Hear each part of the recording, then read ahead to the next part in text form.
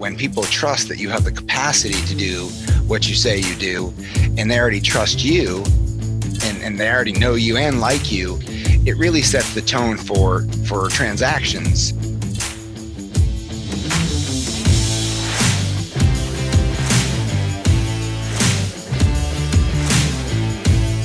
So the question is this: how do most agents who don't have access to the secrets the top agents in our industry hoard themselves grow and prosper in today's real estate market?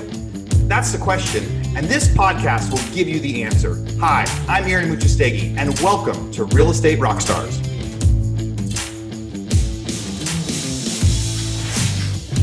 Rockstar Nation, this is Aaron Muchastegui. Hey, I'm so excited to get to interview Robert Paolini from Florida today.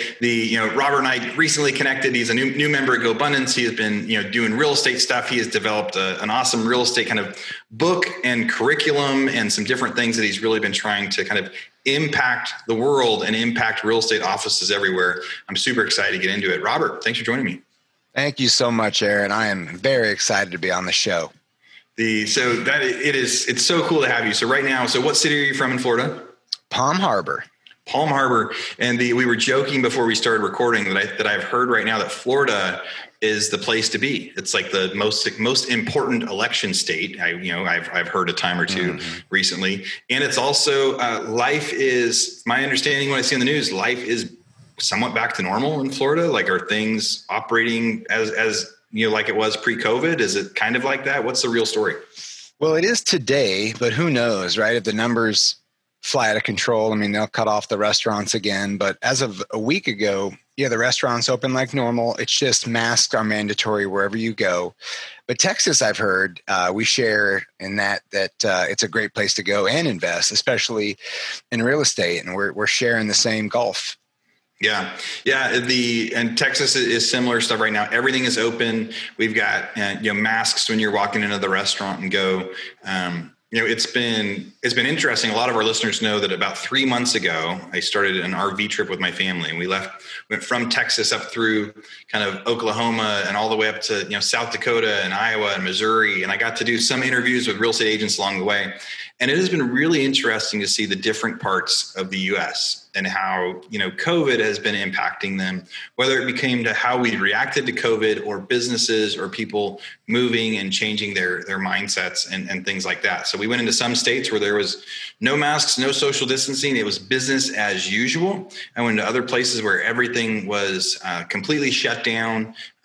Places where people were very much struggling because they couldn't go to work. There's plenty of jobs out there that people can do remotely, and there are plenty of jobs out there that people just can't do remotely. And so what have you seen with the real estate market in Florida over the last year? I've actually seen it boom, and more so in the last 6 months. In fact, from the end of March until the end of September, I had the best run of real estate sales of any part of my career since I started in 2015. And I attribute a lot of that to the relationships I've built, which we'll get into, which is part of the philosophy of the book I wrote, Good Talk, Great Sales, which was such a huge launch. But I wasn't alone. When the dust settled, I looked around, and some people that didn't have those relationships built didn't see a spike. But overall, statistically, with interest rates being low and like many other states, inventory being low, it's keeping a really high demand on real estate for sure. So tell me about that. So relationships is something that you've been pitching and talking to is important to you. How did that convert into huge business? Because half of our listeners have had a huge business boom since COVID, and half of them have really struggled to figure out what to do next. So what was the key? What did that relationship do? How did that turn into a sale? Yeah, I think when everyone's in a crisis and you've got that fight or flight issue, I think the biggest value is trust, because people are afraid. People don't know what to do, if they should, why they should. So if someone's using, web bait or advertisements or even door knocking or cold calling, you're not really breaking the threshold of that trust factor in the eyes of the consumer. But when you have a relationship, when people trust that you have the capacity to do what you say you do, and they already trust you, and they already know you and like you, it really sets the tone for transactions. And even if they're not even sure if they're going to do it, they just want to know if they can. The moment that reality hits that they can, if they can, then they're ready to move right away. So it's trust that fuels those reactions when you have relationships.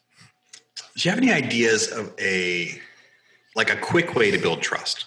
Like if somebody kind of trusts you because somebody else told them, hey, you got to go talk to Robert, and you're having a conversation with a new client now in this world, what are some of the things that someone can do to try to build trust early?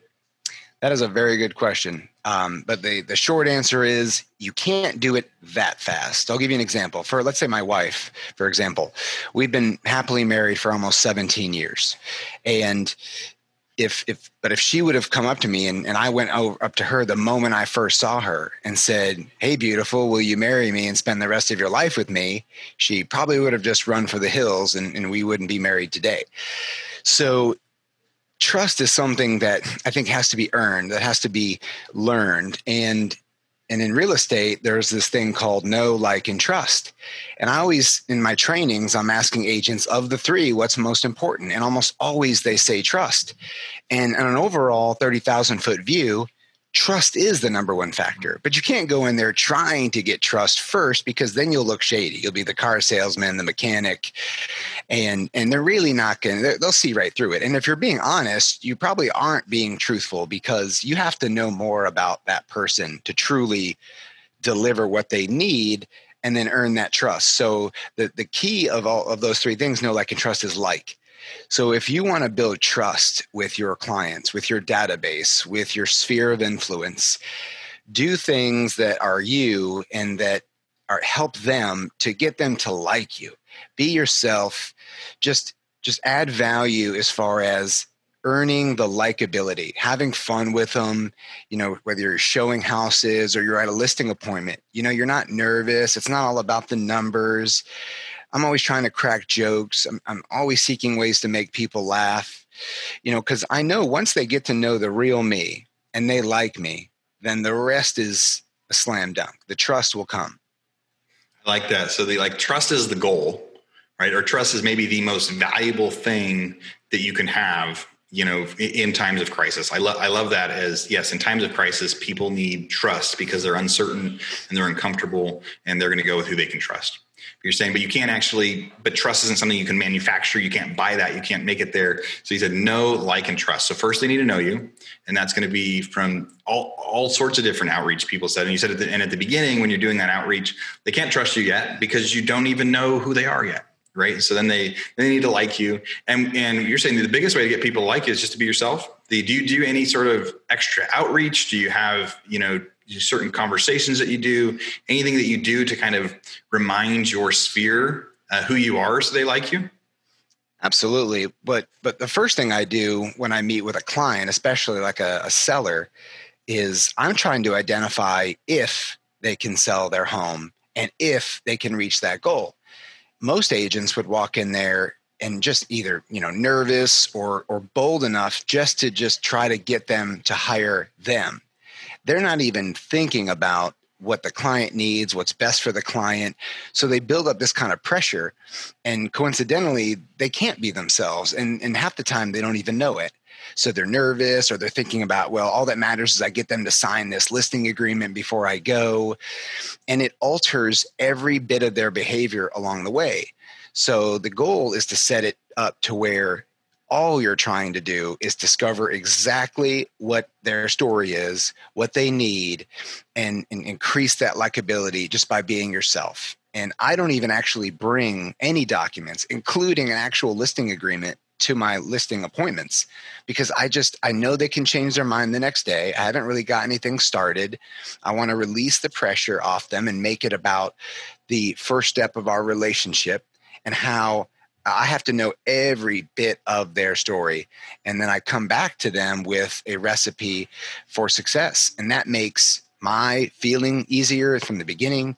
It makes the process with them at their house more effective and more transparent and just stressless altogether.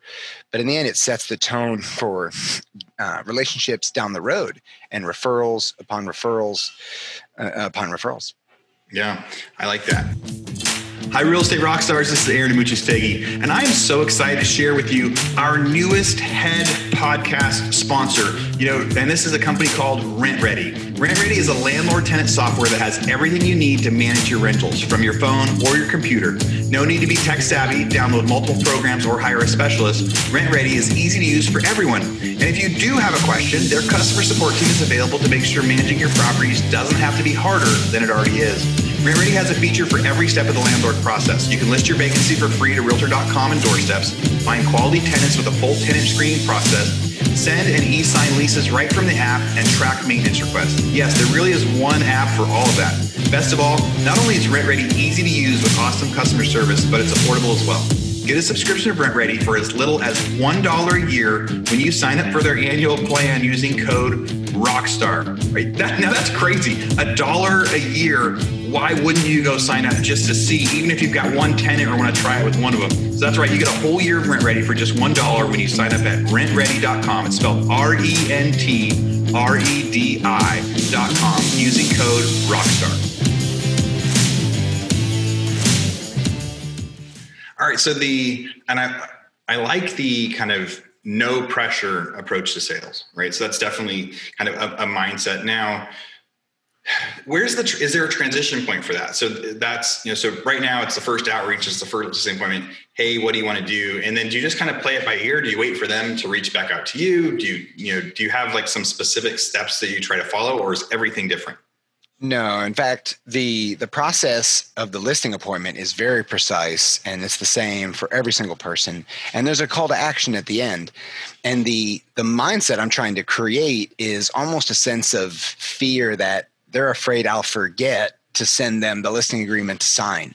And I already know, the basic coverages of the listing agreement that they're probably concerned about. Like, when are we going to start with dates, inclusions, exclusions, the price.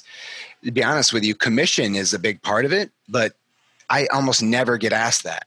So I just tell them at the end, and it's something I don't have to rebuttal, which is another beautiful thing about my process, because I've been asked by dozens of agents how I do rebuttal the commission. And they look at it they look at me like I'm a really good salesman, and that's why.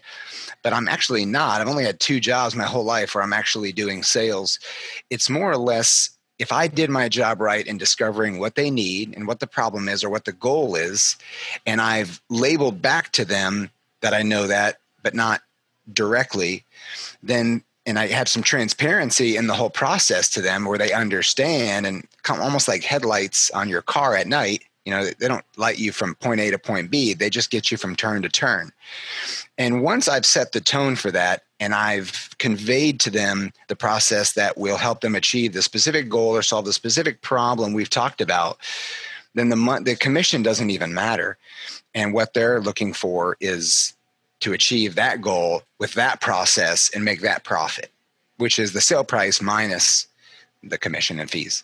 Right. They want to know what they're going to end up with. And they want to know, hey, my neighbor sold their house for this. Does that mean I'm going to walk? My neighbor sold their house for $350,000. Does that mean I'm going to walk away with $350,000? And you say, well, no, it's not quite like that. And I guess most people, they understand that, but if you can take control of that situation, it gets to remove the questions from that. I like that you're answering some of the questions ahead of time, and you kind of say, if you've done your job right, then you don't have to do the rebuttal, because there isn't a rebuttal. When did you get your license?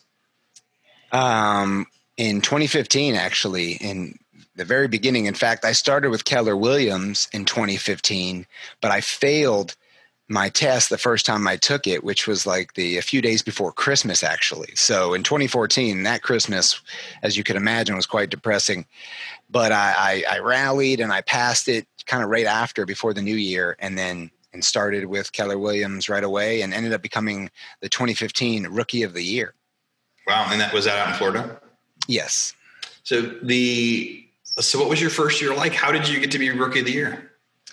Well, I had come from a 13-year stick of the indoor tanning industry, and being in Florida, people might think that's a little strange, but I would not have thought that actually existed out there. Yeah. With people's busy lifestyle, but the the desire to hold the standard of a tan here in Florida. It worked in 13 years, quite a bit. We worked it up to about 4 different locations within an hour of each other. And I think that set the tone for the relationship part of things, because if I had to start from scratch, I don't think we'd be talking right now, because, calling people that don't know me just to get, just to upset them in the hopes that I get one person that will, take it to the finish line with me wasn't worth it. And so the first 6 months of my first year, I was trying to tap into that. But lo and behold, even the know and like wasn't that good on the trust with something that was different than what people knew me for the last, 13 years. So it was a slow start. In fact, the first 6 months, I only sold 3 properties, but it only took a few victories. And of course, the timing was good. In middle of 2015, we were riding the bell curve like we're going up a roller coaster. Yeah. So I just rode the momentum. And from the last 6 months, I sold another 20 homes and ended up finishing my first year with 23. And that's how I did it. I like that. So you took your sphere and your relationships that you had from a previous job. If I heard this right. So it's people that you met in the tan industry. Those are the people that you started to reach out to and said, hey, I'm an agent now, because they know and they liked you. So it made the conversation starter a little bit easier. And that's even as similar as somebody on Facebook going, hey, I'm a real estate agent now. Right. So just getting the word out to their friends, like, hey, I know you guys knew me from this, but now I'm doing this. But the one hurdle that you saw at the beginning was because you hadn't done any deals yet, you were a rookie. Right. So they were like, hey, that's great that you're doing real estate now, but I'm not going to be your first guy. Like, yes, I know and like you, but I want somebody that's actually good at real estate, and you're not good at real estate yet. And then once you've done a few, now they go, okay, now he's good at real estate. And then it really took off. So for those first 3, how do you get those first 3 people, right, they know and they like you from other stuff, but they don't trust you yet because you're not a real estate? How do you get them over the fear that you're not going to be good at real estate? Because I think so many of our listeners are new agents like that. They are reaching out to the people that they know from their kids' school or somewhere else, and they're saying, hey, I'm an agent now. How do you overcome them saying, yes, but you're a new agent? That was tough, but I think if anything, it was their mindset, right? They just didn't have as much of a fear. Like the one gentleman is my mentor still to this day, and I've probably sold another 10 properties just because of him. He had a $500,000 home that he asked me to sell, and that was the biggest trust factor I felt. But he was also the reason why I decided not to bring listing agreements to the listing appointments, because I sat with him knowing that he called me to do this, even though he knew this was my first house I ever sold. And yet he wanted to hold the listing agreement and read it over the weekend before he signed it. And I thought to myself, if he is thinking that way and he's giving me the trust to do a $500,000 deal and he's known me for years, then maybe a lot of people will think like that. And I really don't want that spinning in the back of their mind while I'm talking to them, while I'm trying to learn about them, and me even worry about what I'm supposed to do with my process if that happens or when it happens. But ultimately, that deal was listed and it sold. And the other 2 were buyers that were actually customers. So they didn't actually know me well enough to actually be afraid. And on the selling side of things, there's a little less risk, but the likability part and me being myself and making jokes and walking around with them and being excited to be there with them and not have a poor attitude and stuff. I think that made the whole experience better. And then that ultimately gave me the confidence to market and then do better and try to learn more and offer and add more value.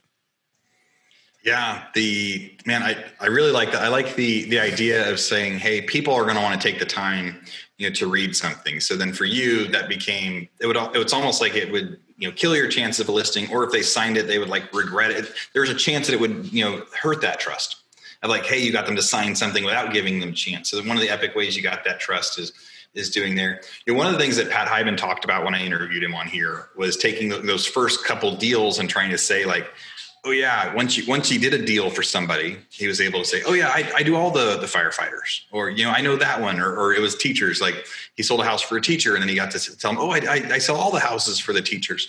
Did you see anything like that became your specialty? Was there something that you got that started to fill a niche that way? Or was it just, you kept pushing out the effort, letting everyone know you were agents and they came from all walks of life? Is the latter. In fact, I haven't actually niched my process until recently, because the best thing I can offer somebody, and the way I title myself, is I am a real estate marketing and sales expert.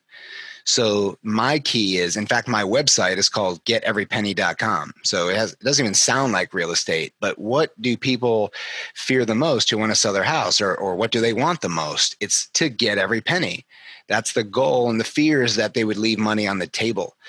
So I'm definitely niching that down as a sales and marketing platform to cut through the noise of the saturated, quote unquote, ugly houses in the market, and use the transparency of the new real estate world to their advantage and not a disadvantage. Yeah. So how many deals are you doing a year now? I probably average around 50. But I'm getting ready to scale it up. I average about 20 million a year, and I'm a little lagging behind now. I'm probably 15, 16 million. Just me and a buyer's agent that I have under me. So that your whole team is you and a buyer's agent?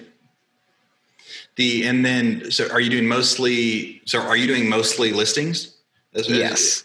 All right. That's my forte. So listings is your forte. Most of it are all of them coming from your sphere, or now is some of them coming from your website and kind of your new branding? It's all sphere and sphere depth. So I got a referral from the mother of a couple that I sold their house that was referred to me from somebody else that was referred to me from somebody else. So we're talking like, when you advertise or you market or you have digital funnels or something, you're constantly performing actions to go wide, which take more of your time and intentional and timely applications. But with the seeds that I plant, that people learn to plant by reading the book, you just constantly have an inflow of the phone ringing of depth of all those other people I've served, before today. And so, I would consider them still the sphere, but yes, 0 of my deals come from any sort of random advertising or marketing. That's awesome. I mean, because one of the questions we usually ask people is, other than your sphere, how are you getting most of your listings? And you're kind of saying you're working so hard at developing great relationships that you don't need to go hunting outside your sphere. You're staying plenty busy within your sphere, and the people that are that referral base. You're so much based on playing the long game, building good relationships, building trust, that everything grows. What was the growth like from 2015 to now? Did you gradually do more and more every year because of that? And so how many did you do the first year? I think you said you did 20. How many did you do on your next year? Well, it actually was pretty stagnant until 2018, because I didn't really kind of, quote unquote, hit rock bottom in my own world until the end of 2016. Mm-hmm. So 2015 was great. And I thought 2015 was great. 2016 would just roll with that momentum and be awesome. But I had one deal that just had an awful situation happened, and it kind of threw me for a loop. I was trying to correct it, and I kind of ceased on the marketing within my sphere. I just spent a lot of time trying to correct that. So I once the dust settled, I didn't have any momentum for new leads. So I finished 2016. I think the last few months, I might have sold 3 houses. And it really caused me to think about, am I happy here in this office at this brokerage? Is the system that I thought was going to work working? And the answer was no. So actually, I finished my second year with roughly the same amount of volume and sales. So it was about 20 to 25 houses. And for the next year and the year before that and 2016, I probably did about 6 to 7 million in volume, which isn't bad. But in Florida, your average purchase price is $250,000, and agents are dime a dozen. There's more agents within 100 miles of where I am than there are bricks behind me. So that was a huge uphill battle, and I was new to the industry. But another caveat that comes from that is there's a lot of people in that boat. A lot of people are just starting off that know people, right? If they died tomorrow, there'd be a ton of people at their funeral, but they don't really have the money or the resources to start generating the income. But you can do it with who you know and what you have with where you are. But it wasn't until I started with Berkshire Hathaway in 2017 or my new broker at the time, or still my broker, introduced me to a book by Larry Kendall called Ninja Selling. I'm not sure if you've heard of it, but Ninja Selling changed everything for me, because once I read it, I realized that this was my ticket. This was the way that I could generate real estate sales without the traditional cold calling or having a spin wheel to win a prize at an open house, or, put your business card in a fishbowl. Or I wasn't big on the gimmicks. I wanted to be kind of cut and dry with people and help them do what they do. And in turn, they would help me do what I do. And then from 2017, after I started establishing Ninja Selling, part of the program is book reading. So they give you like 200 books. And I got to I bought them all, and I was like reading number 15, and a light bulb went off, and I just started to put it all together. And then I jumped from, I think, maybe 6 million in year 17 to 20 million all by myself. And that's when I wrote the book, because I realized, look, most people would assume that if you're like a Ken McElroy and you've been doing this for 40 years and someone's new, they might assume because they're not him, they can't do it. But I'm new. I just started, and I'm afraid to even call up a stranger and ask if they want to sell their house. So if I can do it, anybody can do it. And that's the beauty of Good Talk, Great Sales. Man, that is, so one of the things you talked about in your pre-bio was kind of having that moment where enough was enough and deciding you need to make a change. So was that it? Was it the end of that year where you were like, hey, why am I doing all this? And then that made you jump into the new thing and start doing the books. And was there anything else that really helped push you to start, really going out? Like, it sounded like you got to a point where you said you're going to do whatever it takes. I mean, buying 200 books and reading 15 of them is really getting into trying to, you were committed. If you were 5 books in on this thing, you've got to be going there's 195 left on this plan. So if you've committed to something like that, you're saying, hey, I'm going to succeed in real estate. Like you made a change of mindset that said, no matter what, this is going to be your career and you're going to really work hard. Was there any other motivation behind that, or other things that helped? How did you get through 15 books? Yeah, absolutely. And by now I've read all of them and plus some. And that's why I had to write my own, which basically encompasses the best of all of them into a real estate and sales relationship that also is kind of buffered with negotiation skills, not the brutal kind, but, relationship building and networking. But for me, yes, there was a little bit of another element besides that one transaction. Personally, 6-7 million in volume is not bad. I mean, that's low 6 figures, and coming out of the indoor tanning industry, it was fine. But coming towards the end of that industry with 4, locations, and there was just a lot going on personally. We had some debt. We had sales were kind of going down. I was really distracted because I still had the tanning salons up until the middle of 2017. And I started to, realize that, this isn't good. I mean, I've had the best couple years that I've had my whole life, and I'm still kind of struggling. I got to figure this out. And I got to a point where, and I realized that people won't do what they should do just to get what they want, but they will when someone tells them they can't have what they need. And I got to a point where I wasn't worthy of the house I lived in, the cars I drove, or the businesses I owned. And I had to change. So I just told myself I would never do the same thing again that I do every day, ever again. I'll wake up and start my day different. I'll think differently. I'll dress differently, hence the bow tie Bobby. And I learned so much in reading those books, like the parasympathetic communication. In other words, if you're communicating to somebody in a way that, there's fight or flight, that they need to know whether you're going to help them solve a problem or achieve a goal, 55% of what you're trying to get across is visual, right? So you got to look like you're kind of in the right spot. 38% is based on your tone and tempo of your words, and how when you're gone, that's how they're going to perceive it. But 7% are the actual words that you say. And so understanding that, I just wanted to revamp everything. And then I read another book, which you've probably heard of, as I think he's a go-bro. If not, he should be. But Hal Elrod's Miracle Morning. Yeah. That was it. And between Ninja Selling and the Miracle Morning, I just, from the first, actually, it's been 1,000, I think, in 43 days, but since January 2nd of 2018, I've run 1 to 3 miles every single day, and I still haven't stopped. To this day, I think I'm at 1,100 miles. Yeah.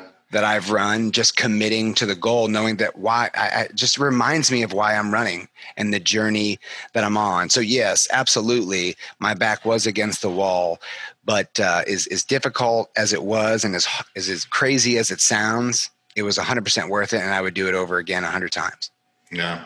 Yeah. I know Hal's book, the Miracle Morning, that was a big part of my story. Hal is one of the other members of our Go Abundance Mastermind. He's a good friend of mine, lives out in Austin, and he has his own masterminds behind that Miracle Morning, community. And he's been on this podcast before, but for anyone out there listening, if you're having trouble really getting motivated, or really if to find enough time in the day to do it. So many people are like, hey, I want to do all that, but I just can't do all the things I need to do. His solution that he comes up with in that book is super inspiring. He's got millions of followers as a result that has really changed their life. And I've met so many people that was a turning point moment. It was a turning point moment for me back in 2015, 2016, when I read that in the 4-Hour Work Week. So Robert, tell us now, let's go into more detail about your book. So you said your book, you pretty much were reading all the real estate books out there. And then you went from 6 million to 20 million in a year. So you went from having an average / good, role as a real estate agent to a great production. And it was from those books that you read. So you wrote your own book about how a guy like you can go from, 6 million to 20, from average to great. And you took the best parts of those other books and combined it. So just tell us about your book. What's in it? How does it go through that process? And what if somebody goes and reads it, what are they going to get out of it?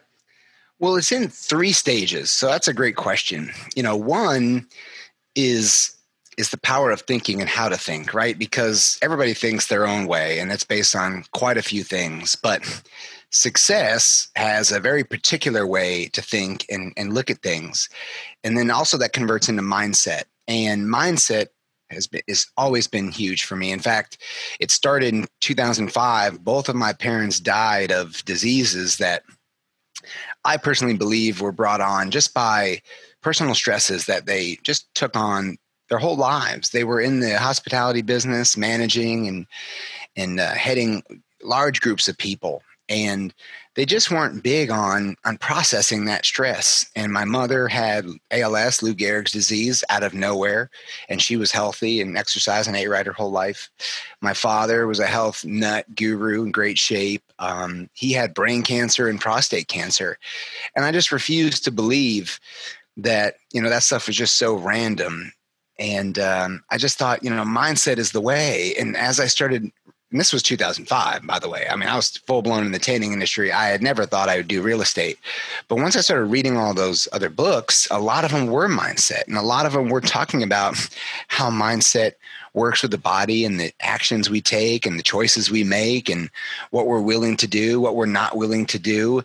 So I focused on that. I focused on the programming, right? If I kept printing a sheet of paper that had an error in it, it would not be smart of me to kind of keep erasing the printed paper every single time I printed one out. It would be better to go right to the source, change it, and all the prints after that would be better.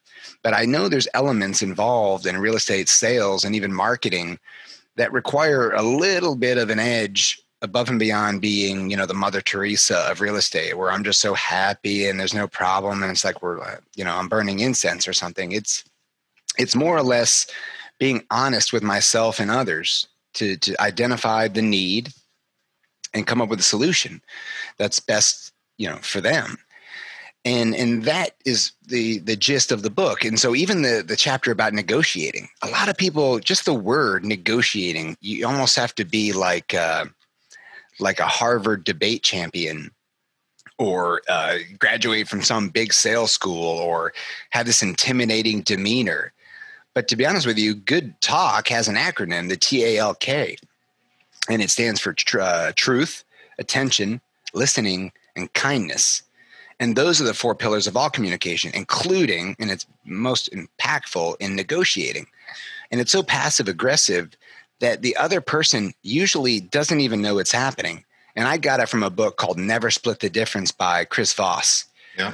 who is a beast. He is a beast. So, negotiating for him is, like we're talking international espionage, but I kind of translated it to with mirroring and labeling, and we can get into that too with the client, that just lets them, I also call it, speaking without words. It's almost implying that you understand using techniques like that. So even things like negotiating, which are so impactful, I needed to get the information out to the world that says, you can do it this way and really succeed. I love that. So Chris Voss's book, The Never Split the Difference, he was an FBI negotiator, right? Yeah. So he's a hostage negotiator. And so many times somebody says like, hey, I'll offer you 190. And you go, no, I want 200. All right, let's split the difference for that 195. But when he was negotiating for lives, he couldn't say like, hey, that person needs to come to me alive. And they couldn't say, oh, I'll give you half the hostage back. So that was the whole concept of he had to win every negotiation 100%. For you guys out there that are thinking some of this, checking out that book as well. So Bobby, you have sent us over so many different things we're going to get to share with everybody in our, Real Estate Rockstars toolbox. And so in there, you've got, your downloadable, book on there. You've got some different kind of forms, some mindset exercises, some things like that. Tell us about some of the stuff that people will be able to go, download and get out of the toolbox, from your systems. Awesome. Yeah, absolutely. So the mindset one I think is great, right? Because to be honest, nobody wakes up in the morning with the agenda to just cause a ruckus in their life. They don't wake up going, you know what, I'm going to cut someone off, make someone mad, and, ruin someone's day. But ultimately, or ruin my day, but ultimately things happen. So I created this little mantra called Ha He Why We. And Ha He Why We is basically the first two letters of four words that are sequential in what I consider like the new hierarchy of needs, which is happy, to be happy, happiness, health, you got to be healthy, HE, wise, you have to know something, you have to gain knowledge and wisdom, which is WI, and we, which is wealth. And as you probably know from GoBundance, wealth is not gold bullion. Wealth is not tons of cash or Bitcoins. It's freedom. It's even David Osborne says it in his books, it's all about freedom and choices or something particular to the person. Maybe it's just sitting on the couch with your family and relaxing without any kind of stress. But you always have to have the end game. Your wealth is your goal, is your why.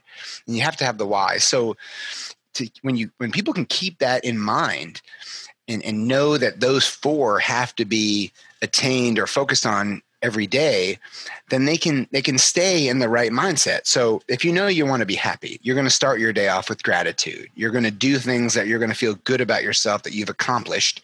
To go back to Miracle Morning from Hal Elrod, I have not gone to the gym or worked out after 7 a.m. in 3 years.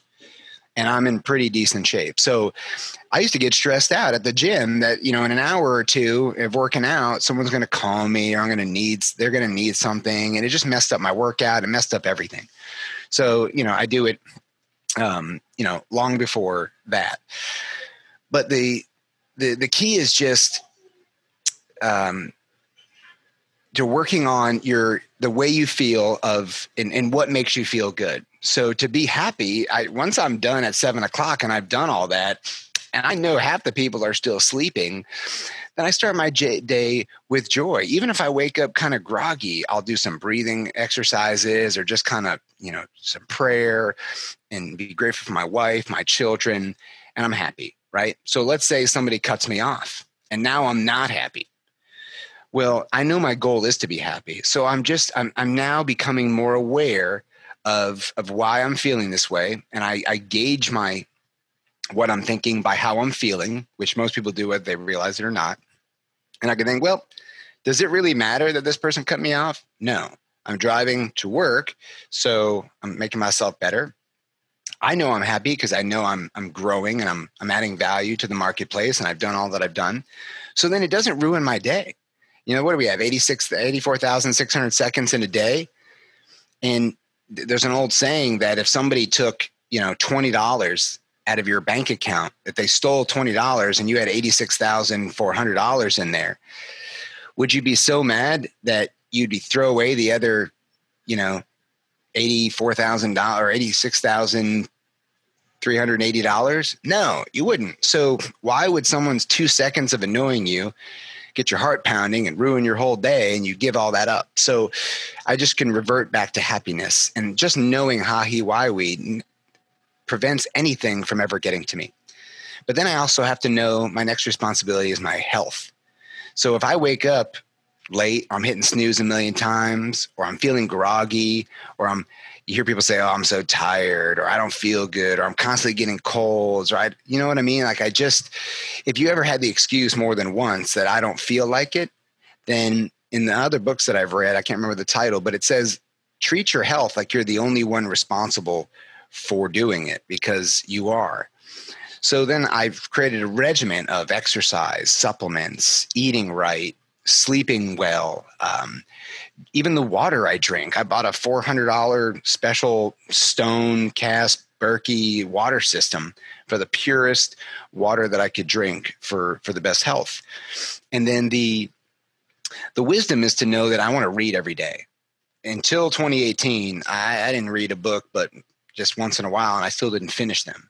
Now I'm reading 30 minutes to an hour a day in a few different time blocks of either an Audible, or in the morning, I definitely read a book, constantly gaining a little edge on information. Because if I can get 1% better every day, at the end of the year, it'll exponentially boost the capacity for me to serve all my clients.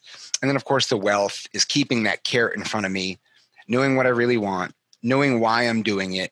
And that helps me overcome challenges. And rather than letting those challenges suppress my actions and my attitude, I can stay focused on my goal, grounded by my happiness, which I know is important, my health, which is under control, and the knowledge that I'm gaining every single day.